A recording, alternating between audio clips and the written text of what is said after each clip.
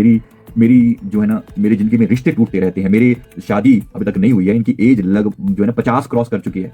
कहती है कि विदाई का समय आया तो ये दोनों लड़कियां आपस में बात कर रही हैं। इसने कहा कि बड़ा बोरिंग सा लग रहा है, बड़ा अजीब लग रहा है कि कोई माहौल में कुछ गर्मी सी नहीं है। मैं कुछ करती हूँ, जरा यहाँ पर कुछ गर्मी सी पैदा करती हूँ, कुछ हरकत पैदा करती हूँ। एक बार थोड़ा सा ना कोई इल्जाम लगाते हैं और थोड़ी देर में चीजों को बाद में माफी मुफी मांग के क्लियर कर देंगे और फिर देख तब तक हंगामा होगा तो बड़ा मजा आएगा। तो शरारत करने की लड़की का कैरेक्टर चेक करो, लड़की का कैरेक्टर चेक करो। हमने तो उसके बारे में बहुत कुछ सुना है कि इसकी जगह जगह पर लड़कों के साथ इसकी बड़ी दोस्ती है। हमने तो यहाँ तक सुना है कि 25-30 लोगों के साथ इसकी दोस्ती है, 25-30 लड़कों के साथ इसके रिलेशन रह चुके हैं। लड़की का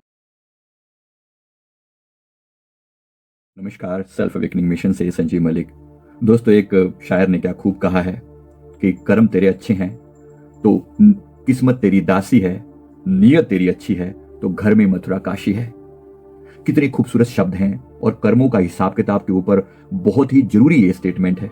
कर्मों के ऊपर मैंने पहले भी बहुत सारे वीडियो बनाए हैं, आप कर्मा संजीव मलिक के नाम से ढूंढ सकते हो। आज जो मैं आपको स्टोरी बताने वाला हूं, ये पास्ट लाइफ रिग्रेशन थेरेपिस्ट होने के नाते हमारे सामने रोज चीजें आती रहती हैं ऐसी। तो किसी स्त्री ने हमसे सवाल किया, उसने कहा कि मेरी जो है ना मेरी जिंदगी में रिश्ते टूटते रहते हैं। मेरी शादी अभी तक नहीं हुई है, इनकी एज जो है ना 50 क्रॉस कर चुकी है। कहती है कि जीवन में करीब 26 से ज्यादा रिश्ते आए हैं जो टूट चुके हैं।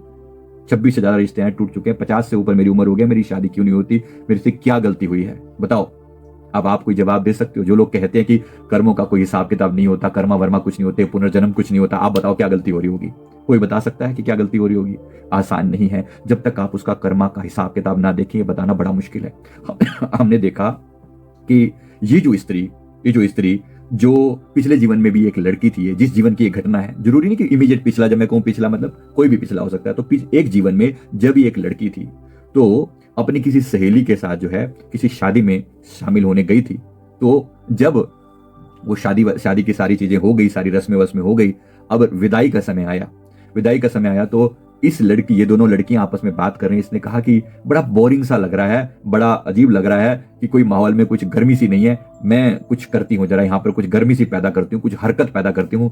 एक बार थोड़ा सा ना कोई इल्जाम लगाते हैं और थोड़ी देर में चीजों को बाद में माफी मुफी मांग के क्लियर कर देंगे और फिर देख तब तक हंगामा होगा तो बड़ा मजा आएगा। तो शरारत करने के लिए इसने जो लड़के का बाप था उसके कान में धीरे से जाके कह दिया कि लड़की का कैरेक्टर चेक करो। हमने तो उसके बारे में बहुत कुछ सुना है कि इसकी जगह जगह पर लड़कों के साथ इसकी बड़ी दोस्ती है। हमने तो यहाँ तक सुना है कि 25-30 लोगों के साथ इसकी दोस्ती है, 25-30 लड़कों के साथ इसके रिलेशन रह चुके हैं। ऐसा करके इल्जाम लगाया। उसने सोचा था कि थोड़ी देर में माफी मुफी मांग लेंगे और बात को खत्म करेंगे, लेकिन वो बात ऐसी बिगड़ी उसके लड़के के पिता ने वही हंगामा कर दिया और छोड़ के कि बिल्कुल बारात में लेकर जाएंगे और वहीं का वहीं यूं का यूं से छोड़ दिया। इल्जाम लगाया था। याद रखना, अभी बाद में कहती भी रही कि नहीं हमने तो मजाक किया है, ऐसा है वैसा है, लेकिन जो हो गया वो हो गया। उस लड़की को जिसके साथ ऐसा हुआ, जिसको वो बारात छोड़कर गई, उस समय की बातें हैं ये। तब ये खबरें जो है ऐसे फैल जाती थी, पूरा गांव बदनाम हो जाता था एक के चक्कर में। तो उसके चक्कर में पूरे गांव की बदनामी हुई। उस लड़की को दोबारा से उसकी कोई शादी नहीं हुई। वो सारा जीवन कुंवारी रही, तकलीफ में रही, लोगों के ताने सहती रही कि कैसे बदनाम होके लोगों की गाली गलौज सहती रही। लोगों ने उसके ऊपर तरह तरह के लांछन लगाए। अब सोचो, अब ये समय पलटा। यही लड़की अब ये दूसरी इस रूप में आई है, इस जीवन में आई है। और इस जीवन में इसने कुछ शुभ कर्म भी पीछे किए थे, जो शुभ कर्म किए थे, जिसके ऊपर लांछन लगा और जिसने हरकत की थी। अब सोचो, उसकी जब इस जीवन में आई ये वाली लड़की जिसने हरकत की थी, उसके ऊपर इल्जाम लगाया था, अब ये लड़की हमारे पास आई है और ये कह रही है कि मैंने ऐसा क्या गलत किया होगा पिछले जीवन में जो मेरे रिश्ते टूटते हैं, बस यही गलती की थी। अब आप सोचो क्या बोला था उसने बोला था 25-30 लड़कों के साथ इसके रिश्ते हैं, 25 से ज्यादा रिश्ते इसके टूटे हैं।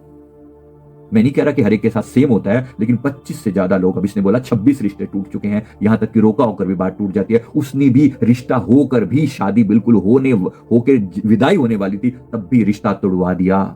प्रकृति किसी की दुश्मन नहीं है, लेकिन अगर तुम हरकतें ऐसी करोगे, इसमें प्रकृति क्या करे, इसमें कुदरत क्या करे? कर्मों का जो नियम है ना, जैसे बछड़ा हजारों गायों में अपनी मां को ढूंढ लेता है, कर्म भी हजारों लोगों की भीड़ में से अपने मालिक को ढूंढ लेता है। किसने हरकत की थी? अब इसने हरकत की थी तो आप और मैं थोड़ी भुगतेंगे, जिसने किया वो भुगते। अब इस जीवन में तरसती है, हाय मेरी शादी हो जाए। लोग इल्जाम लगाने लगे हैं, जैसे इसने कहा था ना इल्जाम लगे थे। उस लड़की पर जो इल्जाम लगे थे, उसने दिल से जब बद्दुआएं दी थी, उसके ऊपर इल्जाम लगे होंगे। कोई कारण नहीं है, कर्म क्रिएट किया।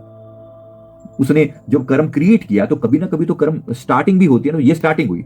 अब इसके साथ बुरा हो रहा है, अब इसके साथ बुरा हो रहा है, इसके ऊपर लांछन लगाए जाते हैं कि ये ऐसी है, बदचलन है, कि इन्होंने तो ऐसा भी बोल दिया कि बदचलन है, इसका कैरेक्टर खराब है, ऐसे भी लोगों ने इल्जाम लगाए। अब सोचो किसका दोष है इसमें, किसका दोष है? कैसे कर्म का जो सजा मिल रही है किस तरीके से मिल रही है?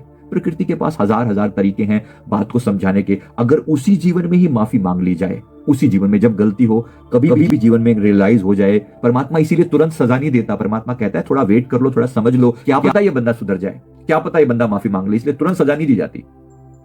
अगर उस जीवन में माफी मांग ली जाए तो सजा बहुत कम कर दी जाती, बहुत कम। हो सकता है माफी भी मिल जाए, पूरी परिपूर्ण माफी मिल जाए, बट अगर कोई हरकतों से बाज आए ही ना, जीवन निकल गया। अब प्रकृति क्या करे, अब परमात्मा क्या करे? अब सजा मिलनी ही मिलनी है।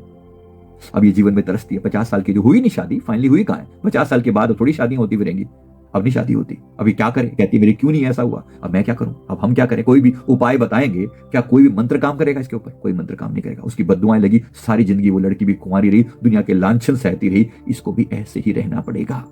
अब ये माफी मांगे जैसे तैसे करके, उम्र ही निकल चुकी है। अब जो नहीं कह सकती कि अब तुम्हारी शादी हो जाएगी, ये उपाय करो शादी हो जाएगी, नहीं कह सकते, कुछ नहीं कह सकते। अब सिर्फ और सिर्फ जो जिल्लतें सही हैं, अब आगे के लिए शुभ कर्म करें। यही प्रकृति का प्रावधान है। जितनी तकलीफ, जितनी ड्यूरेशन के लिए उस लड़की ने तकलीफें झेली थी ना, जितनी ड्यूरेशन तक उसकी जिंदगी थी, उस पूरी जिंदगी वो लोगों के लांछन सहती रही। याद रखिए, उतने ही टाइम ड्यूरेशन, उतनी ही तकलीफ इसे झेलनी पड़ेगी। शुभ कर्म करेगी तो उसका प्रभाव कम हो जाएगा। अगर और शुभ कर्म करेगी, प्रभाव कम हो जाएगा। इसको क्या करना चाहिए? ऐसी स्थिति में क्या करना चाहिए? शुभ कर्म करे, गलतियों के लिए माफी मांगे, और अगर किसी की शादी में करवाने में सहयोग कर सकते हैं, किसी गरीब बच्चियों की शादी करवाने में सहयोग कर सकती है तो जरूर करें। बस यही इसको बताया गया है। आगे के लिए अपने कर्मों को सचेत रखिए। आप सभी को, हम सभी के साथ भी इसलिए शेयर कर रहे हैं कि कोई भी किसी भी कारण से लोगों के रिश्ते मत तोड़िए। जो तकलीफ किसी को देंगे वही तकलीफ लौट कर आएगी। जो दर्द देंगे, जितना देंगे, जिस तरीके से देंगे, उसी तरीके से वैसा ही दर्द हमारे जीवन में लौट कर आने वाला है। इसके लिए परमात्मा को कोई आप दोष नहीं दे सकते, सबके लिए एक जैसा प्रावधान है। मैं उम्मीद करता हूं बात समझ में आ गई होगी। वीडियो अच्छा लगे तो लाइक करें, कमेंट करें, चैनल को जरूर सब्सक्राइब कर लें। थैंक यू वेरी मच, बहुत बहुत शुक्रिया। Thank you.